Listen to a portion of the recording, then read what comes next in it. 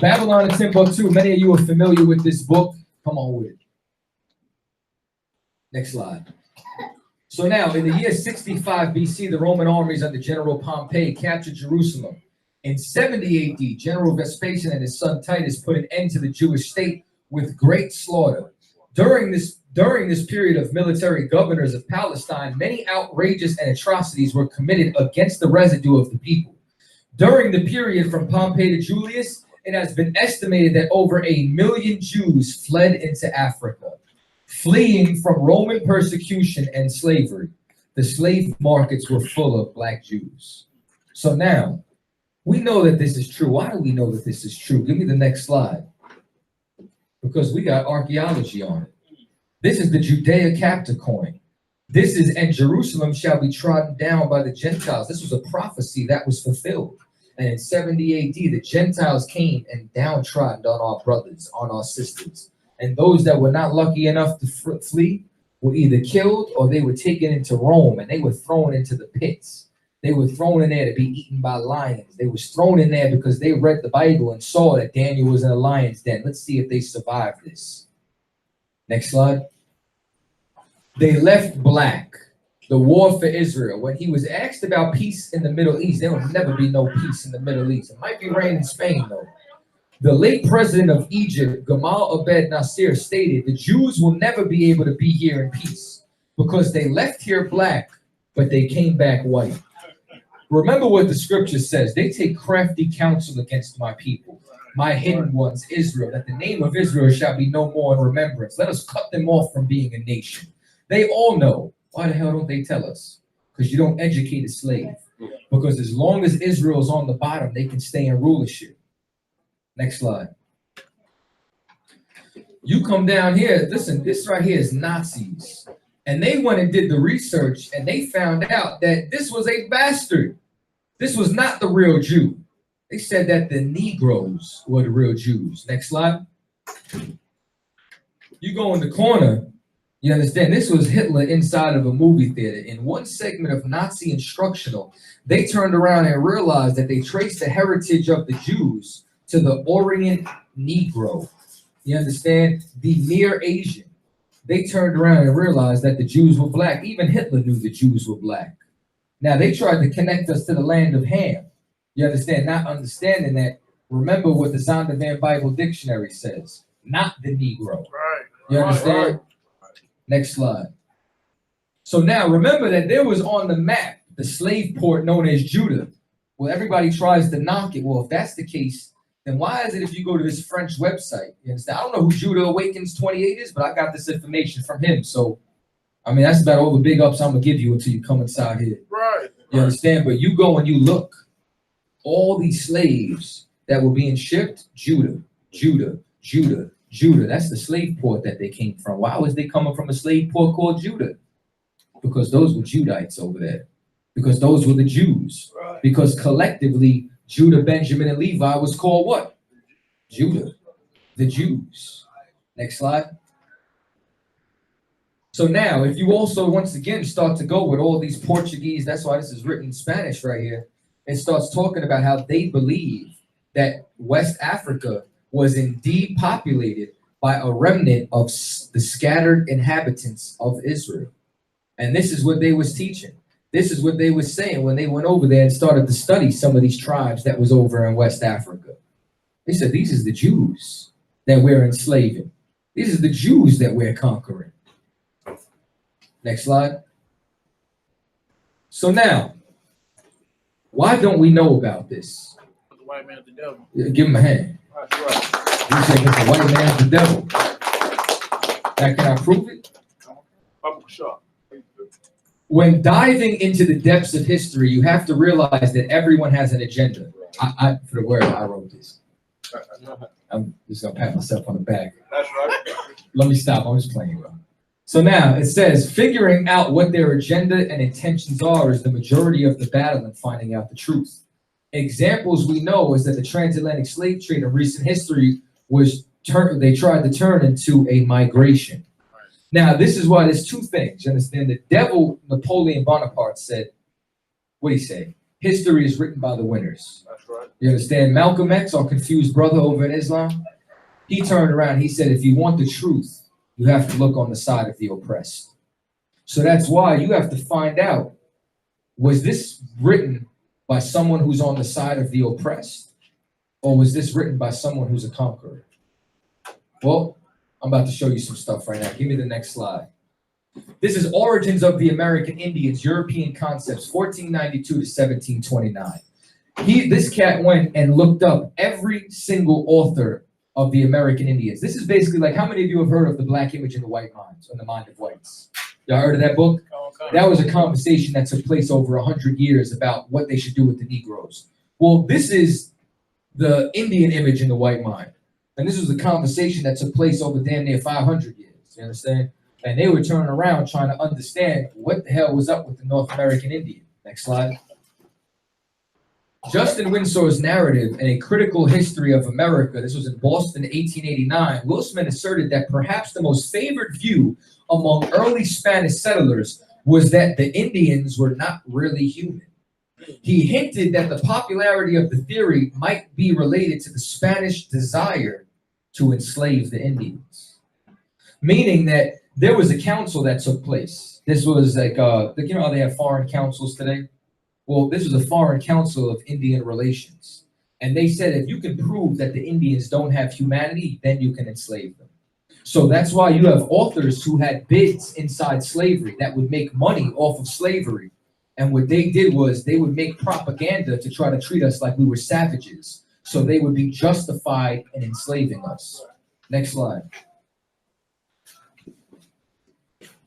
The expansion of the argument. So now this is still in the 1500s. Only two theories seem to have appeared in that period. No doubt that were discussed, except for Oviedo and Venegas. They did not reach printed pages. So you have a lot of things that they wouldn't even allow to be printed. The most vital questions concerning the Indians did not deal with their origins in the beginning. Remember, we're talking about 1540. We're talking about only, what, 48 years since Columbus landed? So now, it's talking about more how they got to the New World. The questions focused on whether the Indians were capable of becoming Christians, meaning what? Slaves. Whether they should be converted peaceably or forcibly. Whether they were rational beings possessed of the rights of Europeans, or whether they should be enslaved, or if already enslaved, liberated. This is what they were discussing, because all they cared about was the gold. Next slide.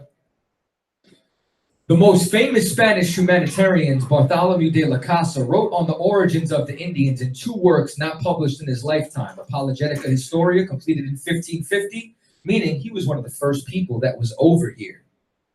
So now, when you take a look at his works, this is what he said. Now, this is why I say you have to understand the agenda of the person who was teaching, right?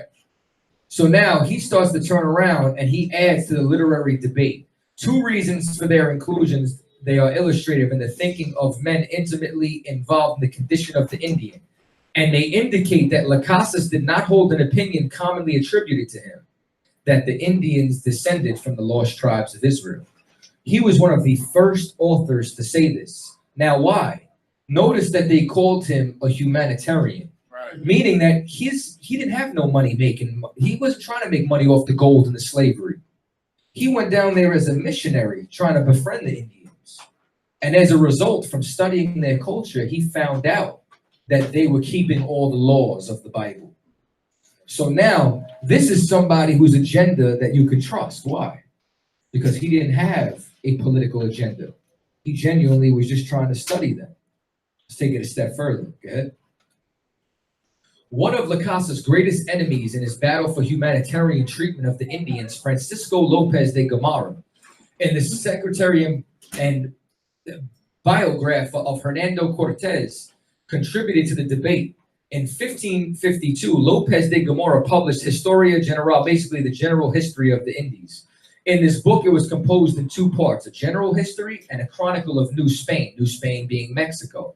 So in this is what they did. The author despised the Indians and filled his volume with outrageous characterizations of them. He stated that their principal god was the devil, that they engaged in sexual and public sexual intercourse like animals, and they were the greatest sodomists, that they were liars, ingrates, and the source of syphilis. Come on, you know damn well the white man is the source of syphilis. He further contended that many were cannibals and knew nothing of justice, that they went shamelessly nude, and they are like stupid, wild, insane asses, prone to novelties and drunkenness. This is the argument that he made to the Council of the Indies, and he says that they do not deserve liberty. Next slide. So now, when they said this, right, the whole reason why that he was La Casa's enemy is because La Casa turned around and said, this cat never even been to New Spain.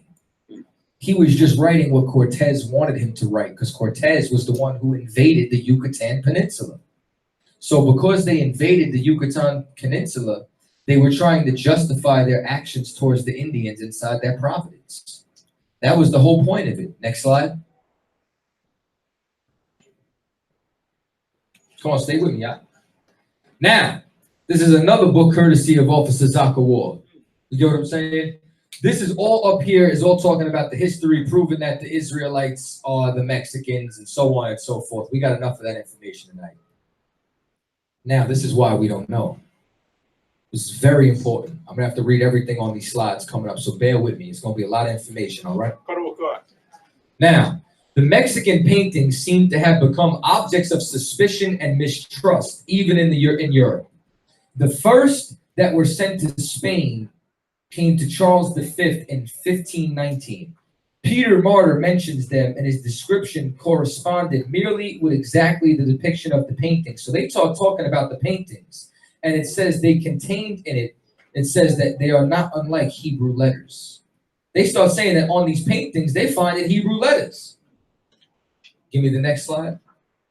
So now, when you start to see it, they start talking about, hold up, let me try to find the direct part. They see the information. They know the Mexican language. He must therefore have known the use of the paintings, bong, bong, bong.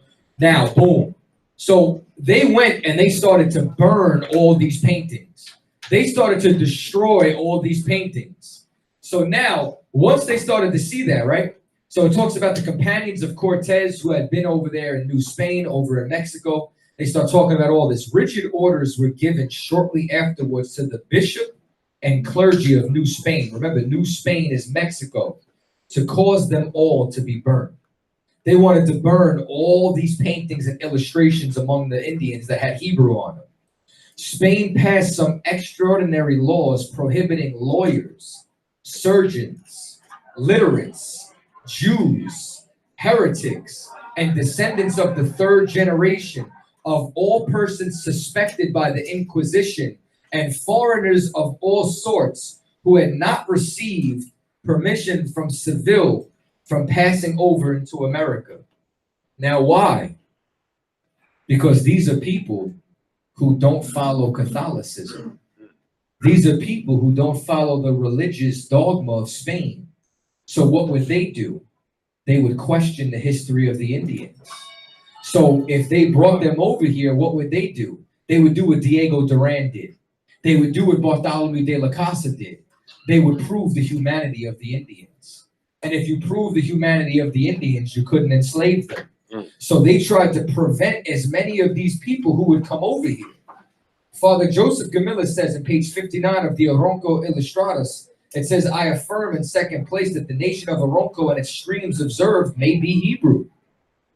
Next slide. We on the next slide?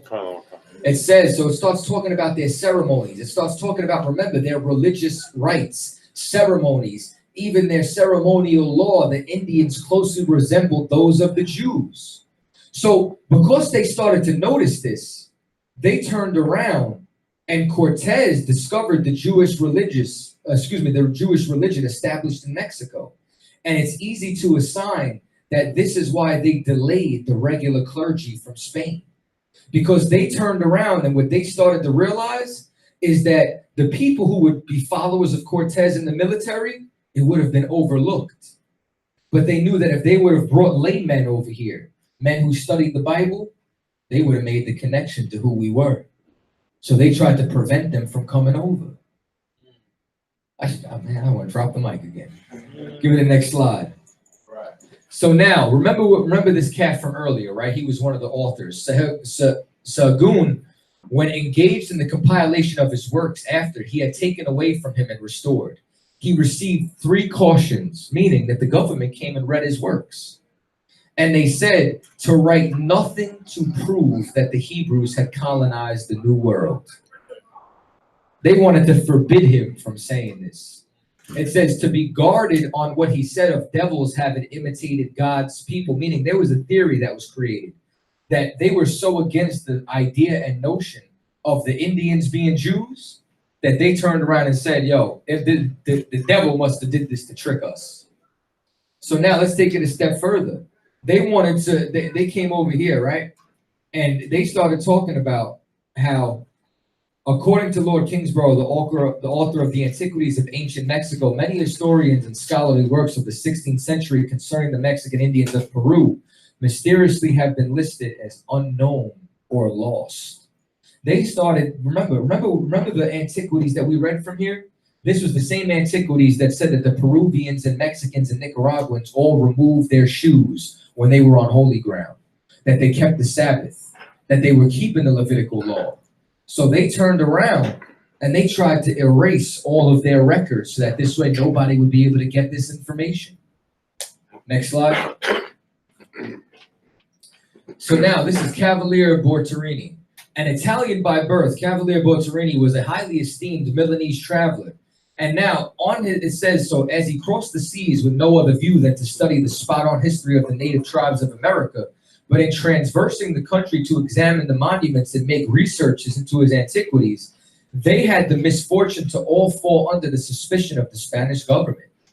After having been deprived of the fruit of his labor, he was sent 1736 as a prisoner of the state of Madrid. The King of Spain declared him innocent, but did not restore him his property and his collection because it proved we were the Israelites.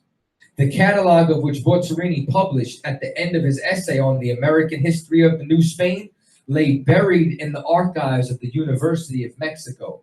The valuable relics of Aztec culture were preserved with so little care, they scarcely existed at present an eighth of the part of the hieroglyphic records taken from the Italian traveler. Now, mind you, you remember earlier that I told you those stones in Puerto Rico were Hebrew? The Bureau of Ethnology listed them as what? Hieroglyphs. So when you start to see hieroglyphs mentioned of the North American Indians, that's code word for ancient Hebrew. Because ancient Hebrew is classified as what? A pictographical language. A pictographical language is a language described by pictures, aka hieroglyphs. Next slide.